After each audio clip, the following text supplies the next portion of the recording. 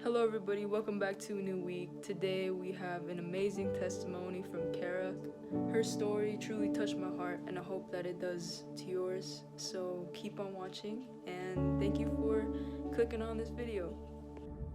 Hi, my name is Kara Lake and Pastor Christian has asked me to share my testimony with you today. And I am one of the youth leaders for Crosswinds Assembly of God.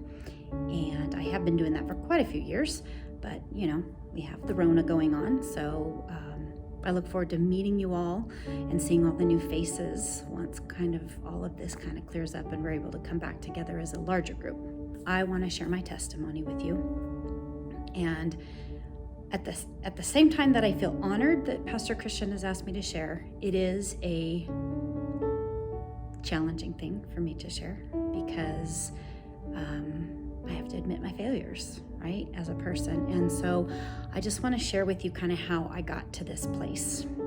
So growing up, I grew up in Carson City, and I grew up in the Methodist church, and my parents always had us going, and I was very involved as a kid in the choir, and always went to church. And then I got to be a teenager, and I was participating in youth group and doing all of those things. And I was a very good Sunday Christian.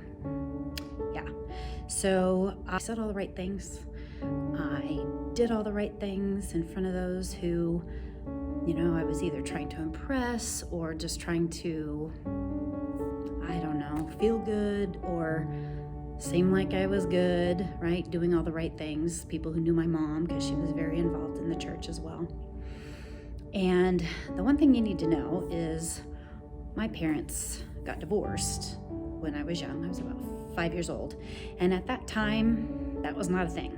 I was the weird kid. Divorce was not common at all. In fact, I was the weird big kid because I had divorced parents.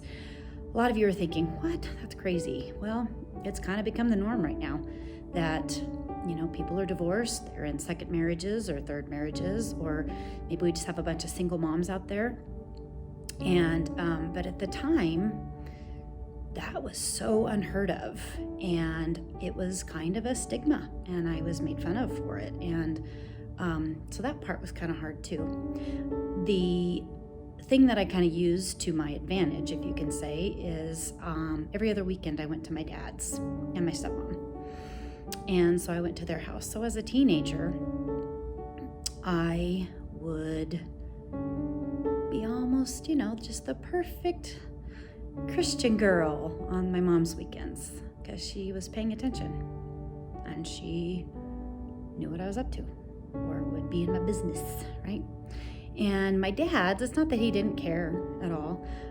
I felt very loved by my dad, by both of my parents. They were great parents, even though they were divorced. They worked really well together to make sure that we were, doing what we're supposed to do and all those good things. But my dad was a little more lax.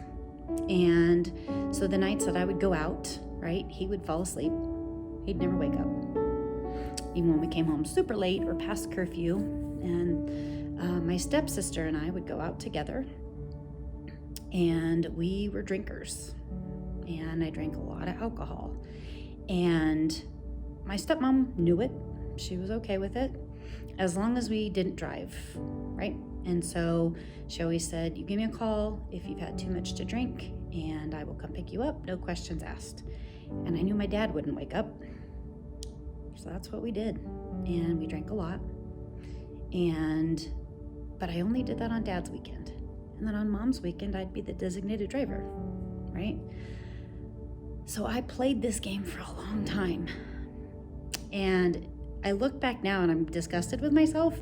I might have fooled people, but I didn't fool God. He wasn't fooled. And it also didn't feel good. It felt very two-faced. And so I cringe at that now. I'm smiling uncomfortably, honestly. It's not look what I got away with. It's a smirk of being uncomfortable about the choices that I made. But it is what it is. I did it and I can't change it. And honestly, it's led me to where I am today, which is also why I'm sharing it with you. So if I fast forward that and I get to college and I came up here to Reno to become a teacher. So I went to school at UNR, and just downstairs from me was the cutest boy. Oh, yeah. So I wanted to date him, obviously, and get his attention. But the other thing I was doing is, boy, did I party it up, right? Now I have nobody watching over me. I didn't have to play the game. And I was going to parties, and I was going to classes, but I was partying. I was enjoying the full college experience, right? Which is not all it's cracked up to be.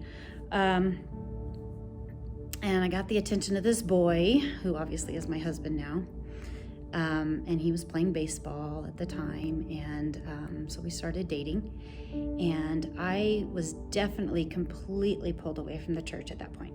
I was not going, even though my mom begged me to come down on Sundays for services. I wasn't. I completely pulled away. I wasn't praying. I wasn't reading my Bible. I wasn't doing any of those things. And I was more focused on getting my degree and just enjoying college and being independent and all of those things. And the saving grace as far as the drinking goes is that Kevin didn't want a party girl. And he made that very clear. That was it for me, because I wanted to date him, and I liked him, and I wanted to make sure that he stuck around. So I gave up partying, which was a good thing, not a bad thing, good thing. And anyway, long story short, we obviously get married, and I started teaching, and he got hired on in the police department, and he was having to work graveyard shift.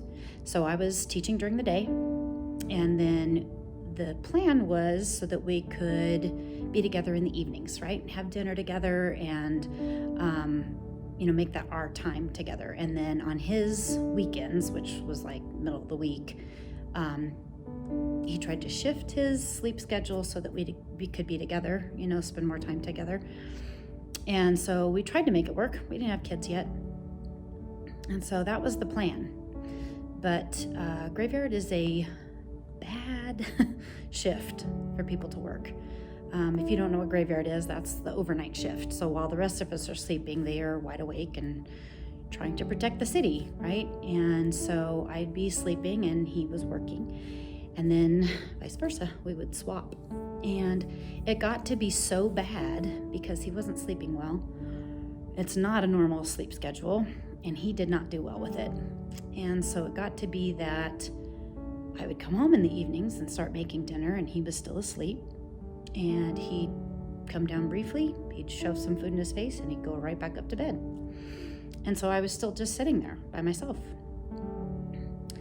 And that kind of progressed a lot. And I found myself feeling very neglected, right?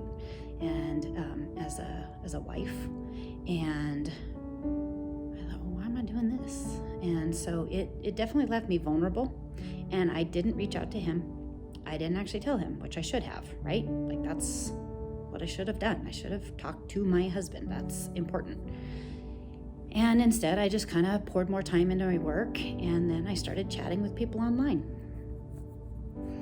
And it was just out of boredom, and somebody said, oh, these chat rooms are kind of fun, blah, blah, blah. It was a new thing. And I found myself being drawn in, and I found like I was getting some attention from men, but I think it's important that I share. So I was basically vulnerable, right? I'm feeling neglected by my husband. He's not paying attention to me. Not an excuse, by the way. Not acceptable. But I found that I was definitely open and vulnerable with these people that I didn't even know, men, I should say, that I didn't know. And I was sharing more with them than I was my own husband. And so even though I never physically had an affair, I definitely emotionally had an affair. That is not okay. In fact, that's still adultery. And so I kind of secretly continued this for a little while. And in the meantime, while that's going on, I was teaching about World War II, and I had all this memorabilia. I just love teaching, and I put up all this memorabilia, and it was exciting, and it was World War II, and I had, artifacts from World War II. I had a, hollowed out grenade, and I have helmets from the soldiers of that time, and I had these flags. I had about four flags, maybe 3 flags, and so one of them had the swastika on it, the German national flag. So I had the Iron Cross and I had a swastika, and so my whole thing was, okay, I went away for the weekend, and so when everybody left from school, I hung up my flags, right? Because then on Monday, the students would come in and they'd be shocked, like, what? There's a swastika in our classroom, right? And so that was my goal. I was like, yeah, I'm gonna shock them, and then we'll jump into studying World War II. And that was fine. It was exciting. The kids loved it.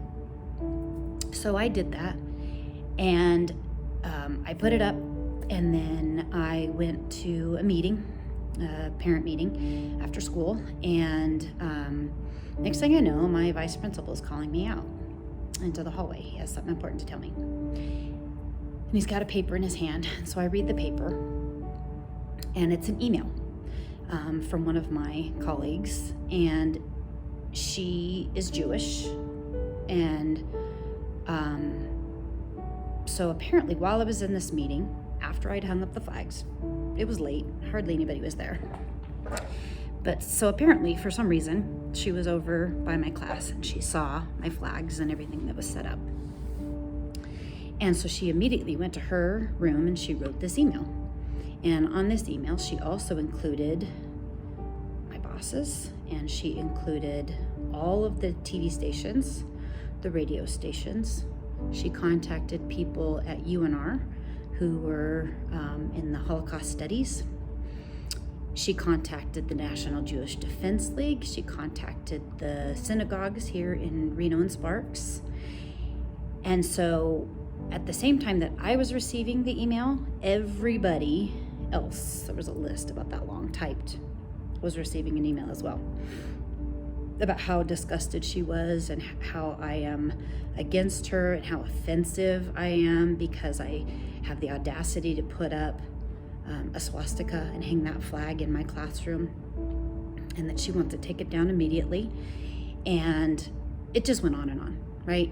And so at first I was just mad and thought, she needs to learn, right? Like, you gotta learn history. You gotta learn why that's such a bad thing. So anyway, things blew up. I came back in on Monday, and there was a lady that had been there since like 6 a.m. looking for Carla Blake, so close. And so it blew up. I ended up being interviewed by the news, the local news. I was in the newspaper, on the front page of the newspaper. I was on a radio talk show at one point. I had heads of the district coming to see me, so I had the lawyer show up. And of course, I was scared to death. I didn't know what was happening. So keep all of that in mind. And then personally, I got caught.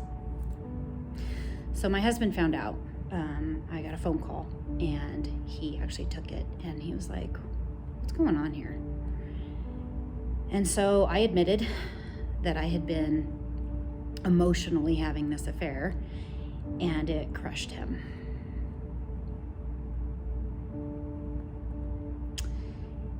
And it was awful. I have never felt so bad in my life. So my personal life was a mess. I wasn't sure he was going to stick around. He wasn't sure what he was going to do. He couldn't even put words to anything, really. He'd yell, which I obviously expected and I totally deserved. And I just didn't know. I didn't know what was going to happen. And then I'd go to work, and then work was a mess. And I was getting hate mail. I was getting positive mail. I was being pulled out of classes to go talk to the rabbis and explain myself, and I was, being pulled out for interviews, and I was having to talk to the heads of the district. So these people that I had heard of before, but who are my main boss, are coming to see me. My life was a shambles. I didn't want to go to work because it was such a disaster. And then I didn't want to go home and face the music there, and even face that maybe I didn't have a home to go to. I had really just ruined everything. So I remember it was one, he was still hanging around.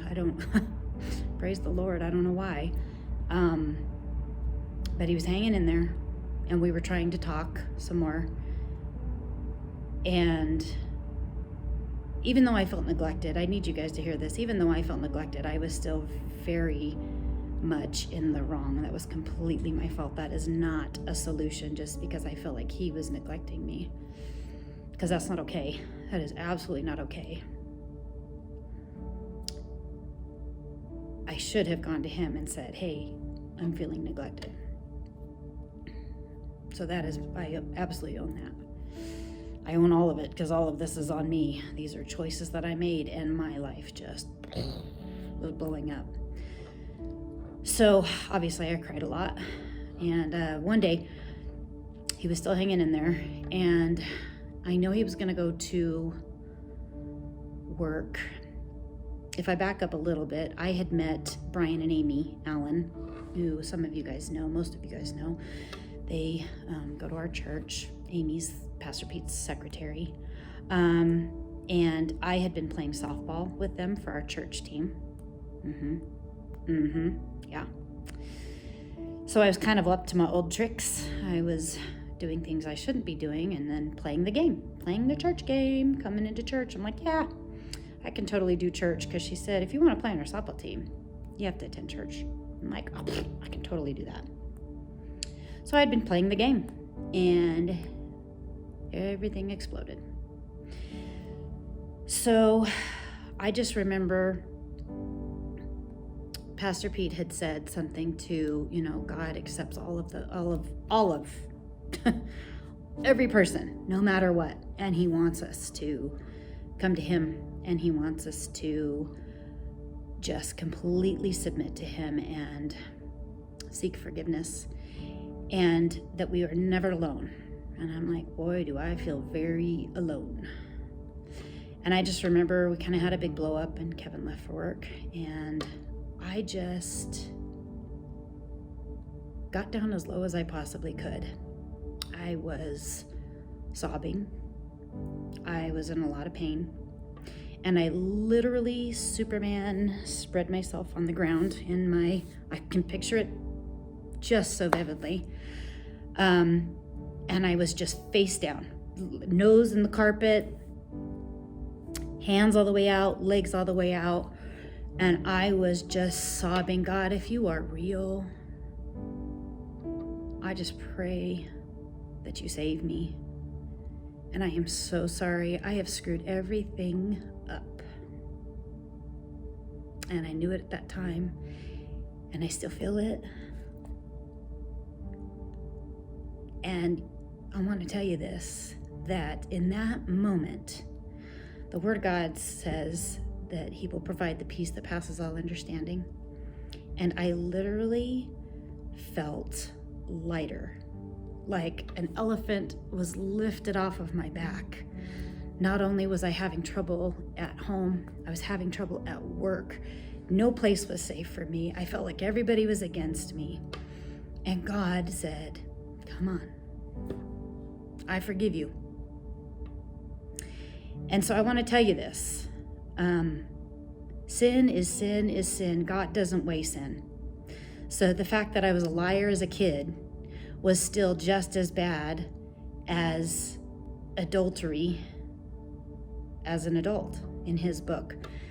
We as humans want to give levels to sin. Well, your sin's so much worse than mine, and yours is this. God doesn't see it that. We want to give levels, and God's like, no, all of it's sin. So I want to tell you this, that if you're sitting there and you're listening to me, and you're like, yeah, but you don't know what I've done, Kara. You have no idea what I've done. How can he forgive that? And I'm here to tell you, there's no level to sin in God's eyes. He just says, come on, admit that you're a sinner, and then let me help you. Because I can tell you right now, he has used all of that turmoil that still hurts now, years later.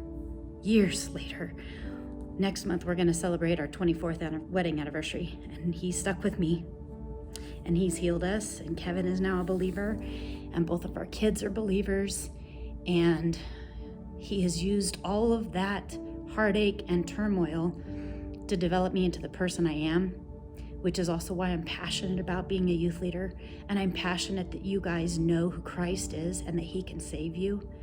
And I just want to let you know, in Romans 3:23, it says, for all have sinned. Me, you, Pastor Pete, Pastor Christian, like all of us are sinners.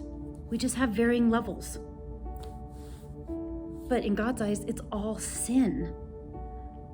He's like, we all sin and fall short of God's glory.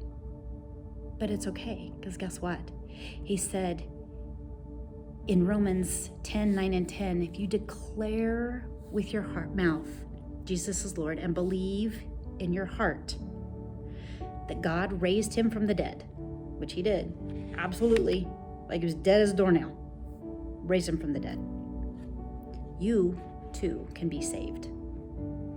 Saved from your sin, saved from feeling like you're alone,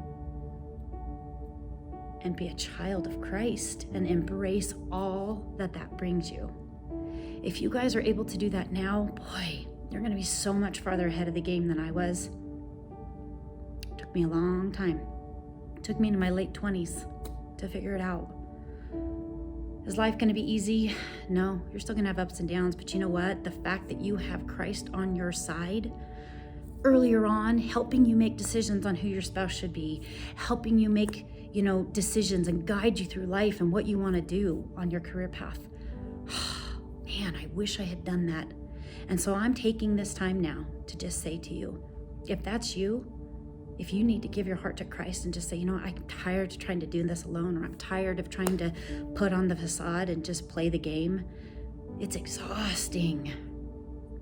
Reach out. Look up that Bible verse and just recite it, and God will save you as well. And if you want to contact me, you guys can find me on Instagram. I'm just Kara.Lake, I think so. Or through the Free Youth. Because I'd love to talk to you. I don't know your story. I've shared a very personal story with you. And I just want to let you know that God loves you. And in this season of Christmas that I love, just embrace that, because God is ready to just embrace you and help you through this. Will everything be roses? No, it took a while for us to get back on track. Heal our marriage. But I'm telling you what, man, life with God has been so much more fulfilling, a little bit easier, and a lot more joyful than when I didn't have him. All right, you guys, I've talked enough. I love you very much, and I'm happy to chit-chat with you more about it or walk you through the sinner's prayer. But consider it today, because God is calling your name. He has divinely appointed you to listen to this message today. I love you very much. Merry Christmas. Well, I hope that encouraged you guys today. I hope it truly touched your heart.